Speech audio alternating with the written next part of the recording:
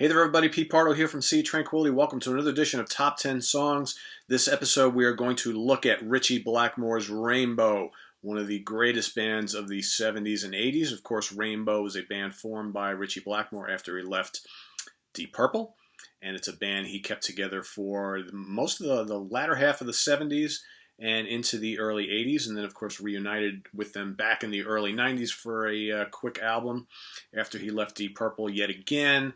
And then we've seen some activity on the Rainbow front, some select live shows over the last couple of years. What the future holds at this point, nobody really knows, except for Ritchie, I'm sure.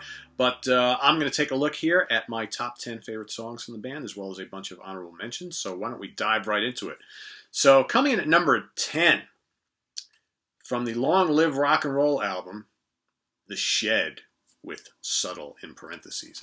I always like this tune. It's not a song that a lot of people mention when they talk about kind of the glory years with Dio, but I always love this tune. I love the barnstorm and heavy riff on it. It's just a good heavy rock tune that I always really dug a bit, or dug quite a bit, I should say. That's coming in at number 10. Coming in at number 9 might be a surprise for some of you. It's actually the lone pick I have on here from the Joe Lynn Turner era, and it was actually a B-side for them. Did not appear on any studio album. It's the tune Jealous Lover. I always really liked that tune a lot. I love the riff on it from Blackmore, and the song itself is just kind of like this very cool, it almost sounds like a long-lost Bad Company song from like the first Bad Company album, mixed with like a little bit of Foreigner from their first album or two. I just really dig it a lot. It's a little darker than some of the Joe Lynn Turner era songs, and I just think it's got a fantastic melody to it. It's hard rocking. Great vocal from Joe on this song. One of my favorite vocal performances from him from his time in Rainbow. So Jealous Lover comes in at number 9. Coming in at number 8, from the Down to Earth album, featuring Graham Bonnet on vocals, Eyes of the World. What a mysterious, cool, melodic, heavy rocker that is. I actually really like the Down to Earth album a lot, and that's easily my favorite song on the album. It's just really, really top-notch stuff. So that's number 8. Coming in at number 7, you're going to see like kind of similarity among all the rest of these. I'm sure you know why. Coming in at number 7 off the Rainbow Rising album, Tarot Woman. I don't know. Man, what a great album that is, huh? Great vocal performance by Mr. Dio across the entire album. And yeah, it's a great song. Great song. Coming in at number 6, the title track to the Long Live Rock and Roll album. Another barnstorm and heavy rocker with a killer Dio vocal. It's just amazing how, like, arguably, I think the peak Dio years, and this is probably a topic for another discussion, but I think those 3 Rainbow albums he appeared on, up to like the Holy Diver out, and including the Holy Diver album, man, that's just like absolute peak Dio, including the couple Black Sabbath albums in there. Man, killer stuff. Also from the Rising album, how about A Light in the Black, the second mini epic from that album. Cozy Powell burning it up on drums. That lineup, that album, man, love A Light in the Black.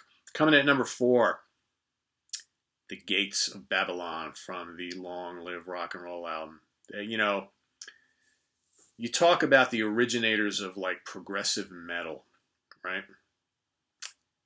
It's really hard to deny what Rainbow was doing on those first 3 albums as not kind of contributing to the whole birth of progressive metal. Rush as well from the same time period. And, later on, obviously, you had like Fate's Warning and maybe a little bit of Iron Maiden and Dream Theater, certainly. But talking about like kind of where like progressive metal, where it was birthed, that early Rush and that early Rainbow stuff, man, just, Gates of Babylon, just how cool is that song? Mysterious and mystical and heavy and proggy. It's just awesome. Awesome. All right, my top 3 probably will come as no surprise. I think a lot of really hardcore Rainbow fans who love the Dio era, these 3 tunes probably going to finish pretty high up there. Number 3, from the first album, Man on the Silver Mountain. Need I say more? It's legendary for a reason. Great riff. Good heavy rock tune, man. Just such again, Dio firing on all cylinders, and I love the version on the Rainbow Live on Stage album, man. It's just great. Also from the Long Live Rock and Roll album, but also the better versions on the live album, is Kill the King. The birth of power metal right there. I mean, Jesus Christ. Just Kill the King is just so mighty. Again, Dio, just killer. Blackmore's guitar riffs. Jeez, great keyboards on that too. And cozy. Number one. Number one is always going to be number one. My number one has been my favorite Rainbow song probably since the day I heard it. That's a long ass time ago. It's a song, someone asked me a question recently. Name a couple tunes that when you hear them, that you've probably heard them plenty in your life, but when you still hear them to this day, that they get you very emotional and can bring a tear to your eyes. And that's number one on my list.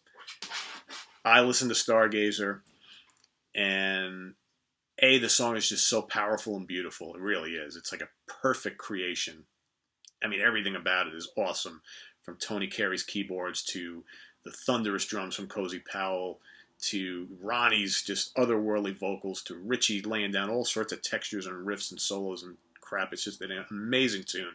But I hear that song now, and not only does it make me emotional because of just how much I love the song, but it just makes me realize how much I miss Ronnie James Dio. And just what an amazing talent he was. And I'm getting choked up here right now. Stargazer, my favorite Rainbow song of all time. Number one. It's always going to be number one. So let's kind of dip back, right, and go do some honorable mentions, right? So how about from the first album? Self-Portrait. Good rockin' tune. Catch the Rainbow. And again, another one of those songs that I think I like the version on the live album even better than the studio album. I mean, Ronnie's vocals are awesome on both, but I think Ritchie really digs in deep with some terrific soloing on the live album. Snake Charmer is great. 16th Century Greensleeves, another favorite from that album. And again, if you don't hear your favorites, I don't want to just list every song from every album because that would defeat the purpose here. So I'm just kind of picking my absolute favorites from these albums that kind of fill in my honorable mentions. From Rising, Run with the Wolves, Starstruck, Lady Starstruck. From Long Live Rock and Roll, how about Lady of the Lake? Speaking of more ladies, Rainbow Eyes, beautiful tune. From Down to Earth, All Night Long, Lost in Hollywood, another really great driving tune. Love's No Friend, I always like that tune a lot.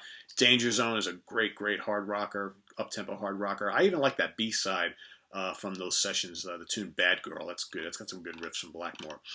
Let's go to the Joe Lynn Turner era, from Difficult to Cure. I love I Surrender. I think that's a great tune. Real catchy song. Spotlight Kid almost made my top 10. I really dig Spotlight Kid. Freedom Fighter is another great song from that album. Midtown Tunnel Vision I always really dug. And the title track, great instrumental. Blackmore's great guitar soloing on that. From Straight Between the Eyes, an album that I really pain me to leave off stuff from because that was a huge album for me when I was growing up. Death Alley Driver is such a great rockin' tune. I love Stone Cold. Love Stone Cold.